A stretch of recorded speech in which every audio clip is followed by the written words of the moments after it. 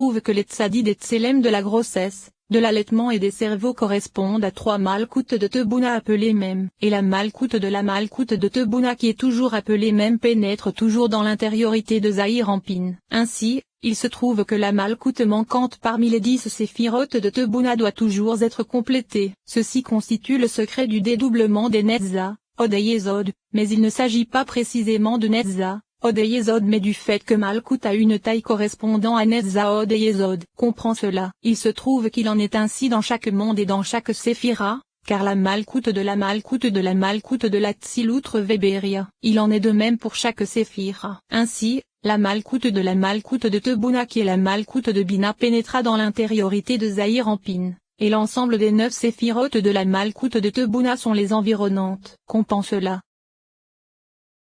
5e paragraphe. Le sens du fait que la Keter de Zahir Anpin se trouve dans le dernier tiers de la Tiferet d'Ima c'est que c'est là que se trouve le secret de la matrice, c'est-à-dire le secret de la lettre E d'Ima. C'est là que pénétra le Yod d'Abba, c'est-à-dire sa Yesod à lui dans sa Yesod à elle. Et c'est à partir de cette clarté qu'apparut la couronne de la tête de Zahir Anpin qui va du nombril vers le bas. Deuxièmement, le sens du fait que nous ne comptions jamais Keter parmi les 10 séphirotes alors que nous comptons Da'at à sa place, c'est que c'est à partir de la Tiferet de Bina qu'apparut la Keter de Zahir Anpin. Et c'est du côté de la vitalité intérieure se trouvant en elle que la vitalité se propagea vers la Keter de Zahir Anpin. Ainsi, Keter n'apparut pas grâce à l'accouplement d'Abba et Ima, mais uniquement à partir de Bina. Il se trouve donc que sous cet aspect Keter sera plus grande que les cerveaux, car les cerveaux furent créés et apparurent à partir d'Abba et Ima, grâce à leur accouplement, alors que Keter provient de la vitalité de Bina elle-même, comme cela a été indiqué. C'est vis-à-vis de cela que Keter est plus grande que les cerveaux. Cependant,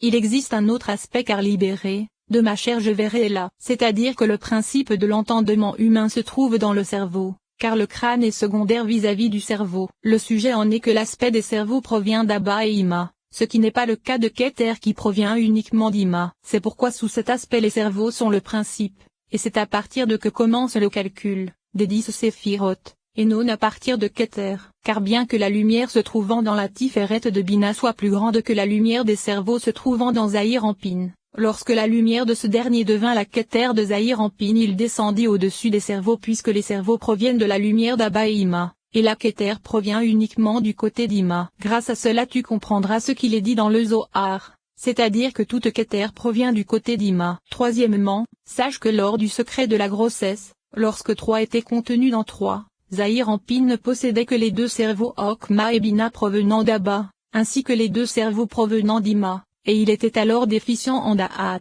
Or ce sont 4 noms Elohim se référant tous au secret de Bonne, car un Elohim simple, une forme développée et une forme surdéveloppée contiennent 52 lettres, et c'est le secret des Bonnes, Elohim. Or 4 fois Bonne des 4 Elohim donne la valeur numérique de 4 codes. C'est le secret du sommet du crâne qui est l'endroit où le cerveau du nourrisson est vulnérable. Est-ce Elohim m'a donné lieu de rire, car les 2 cerveaux qui sont 2 Elohim ont la valeur numérique du mot Ekeve avec les 13 lettres de chacune des 2 formes développées on obtient la valeur numérique du mot Tsaok. Et avec les 10 lettres des 2 Elohim on obtient la valeur numérique d'Isaac. C'est le secret du verset, Elohim m'a donné lieu de rire. Et c'est le secret de la racine de Caïn et Abel. Caïn correspond à 32 Elohim contenant chacun 5 lettres, soit la valeur numérique 160 qui est celle de Caïn. De même, Abel correspond aux 5 fois 32, sauf qu'Abel se réfère à l'aspect général alors que Caïn se réfère aux particularités. Et Abel et Caïn donnent ensemble la valeur numérique de Tsaok. Or 10 fois 32 donne la valeur numérique des 320 étincelles dont la racine correspond aux 32 Elohim. Ceci constitue le secret du verset lorsque sa lampe luisait au-dessus de ma tête qui forme l'acronyme Nahar. Et c'est le secret du verset, et voici que c'était un jeune garçon qui pleurait,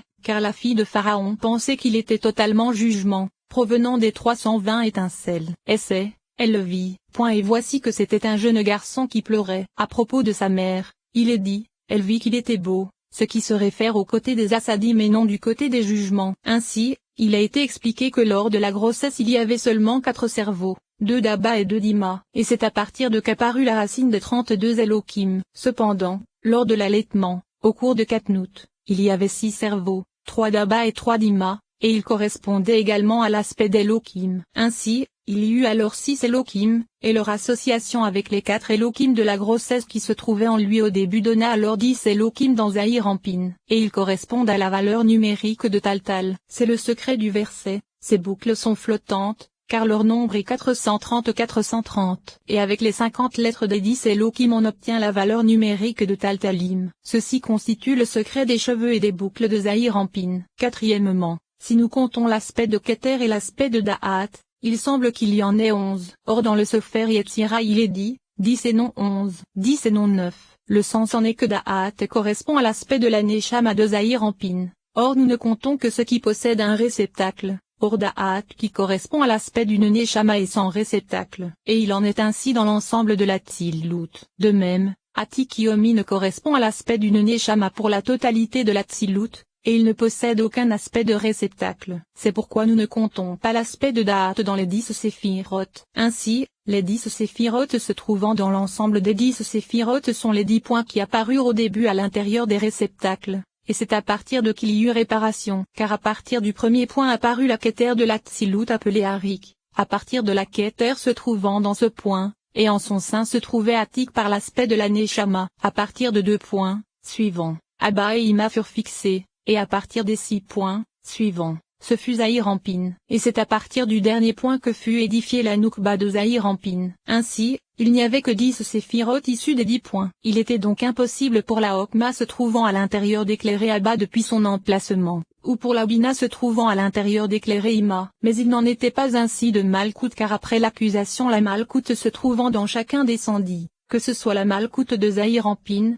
la Malkout de Noukba, la Malkout d'Abba et Ima, ou la Malkout d'Arik Anpin, toutes descendirent, et elles l'éclairaient depuis leur emplacement. Ce ne fut donc que leur impression qui resta en haut. Ainsi, il aurait été possible de dire, à Dieu ne plaise, qu'il n'en resta que 9 dans chaque aspect et pas plus, car la 10e était descendue. C'est pourquoi il est dit 10 et non 9, et il est dit 10 et non 11 car ceci ne correspond qu'à une impression lui permettant de s'attacher à sa racine lorsqu'elle s'élève. C'est le secret du verset, ta parole, éternelle, est établie dans les deux pour toujours. Car bien que la Malkout de Zahir Anpin tomba vers le bas, son impression se trouve toujours en haut. Et c'est ta parole qui correspond à Malkout, la Noukba de Zahir Anpin, qui est désignée par son impression. Or il est dit qu'elle se trouve toujours dans les cieux, c'est-à-dire dans Zahir Anpin car il correspond aux cieux. Et il en est de même dans chaque aspect.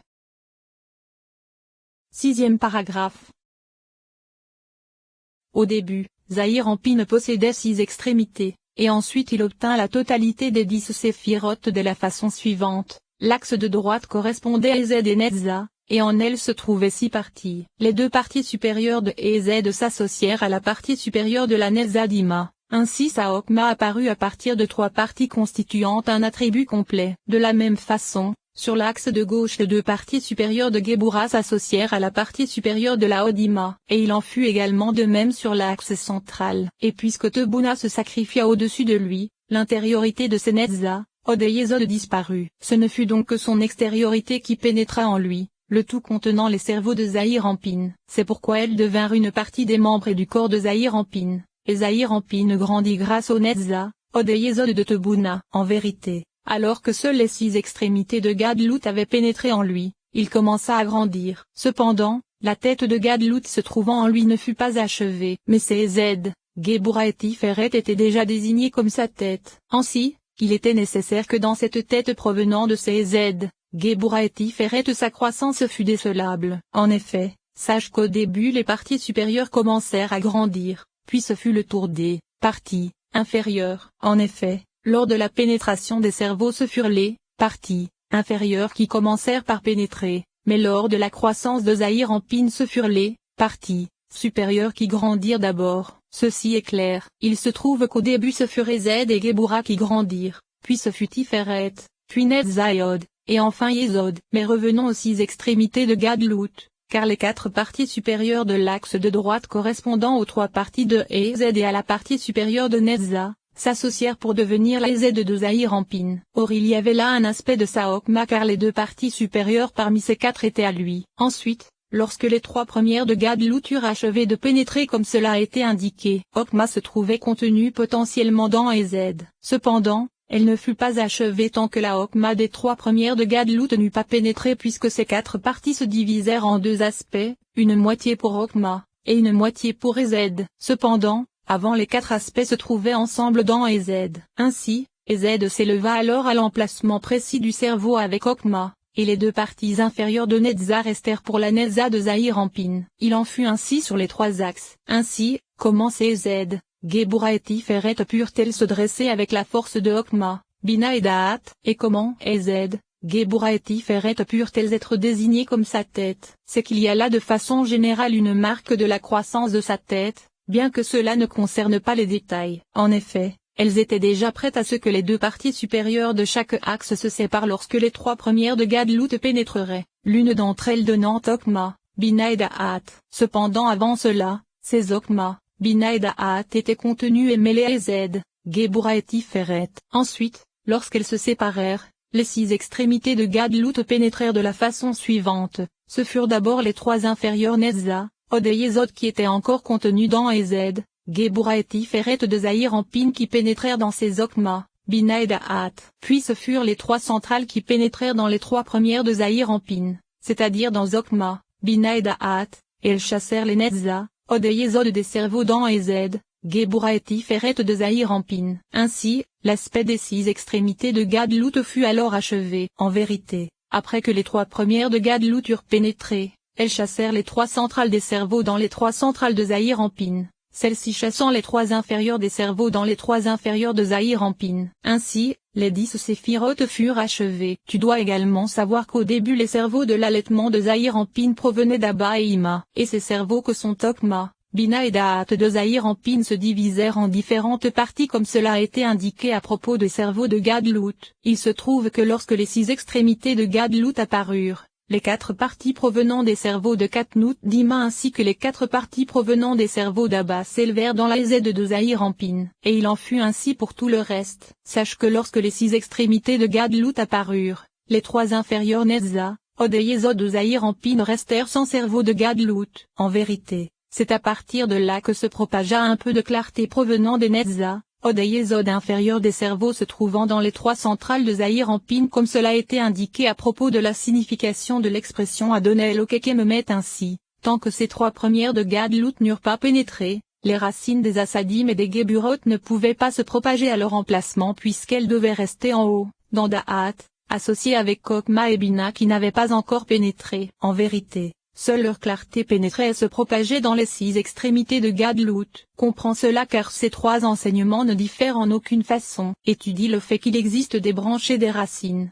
car il semble que cette clarté soit celle des branches et non celle des racines. Sache que pour toute naissance et descente de la goutte lors de l'accouplement, cela se fait par la force des cerveaux car c'est de là que se propage la goutte. C'est pourquoi la relation de l'enfant n'est pas une relation sexuelle tant qu'il ne possède pas les cerveaux de Gadlut aptes à propager la goutte de semence. Ainsi, les cerveaux de Zahir Anpin subsistent toujours car ils disparaissent mais reviennent par le secret de l'addition. Sache qu'il existe des cerveaux intérieurs et environnants de la grossesse chez Abba et Ima, ainsi que des cerveaux intérieurs et environnants de l'allaitement. Et ces 2 aspects correspondent à des cerveaux d'Elohim. Mais il existe des cerveaux de Gadlut qui sont des tétragrammes, et ce sont des cerveaux intérieurs et environnants d'Abba et Ima. Ainsi, chaque fois qu'ils veulent propager des cerveaux, il faut d'abord qu'Abba et Ima s'accouplent, car c'est à partir de là qu'ils propagent les cerveaux vers Zahir Anpin et Noukba. En vérité, lors de cet accouplement il faut que Zahir Anpin et Noukba élèvent les eaux féminines. Or le sujet de l'élévation des eaux féminines concerne leur cerveau correspondant à l'aspect de leur neshama intérieur. Ainsi, avant qu'ils ne s'élèvent par le secret des eaux féminines,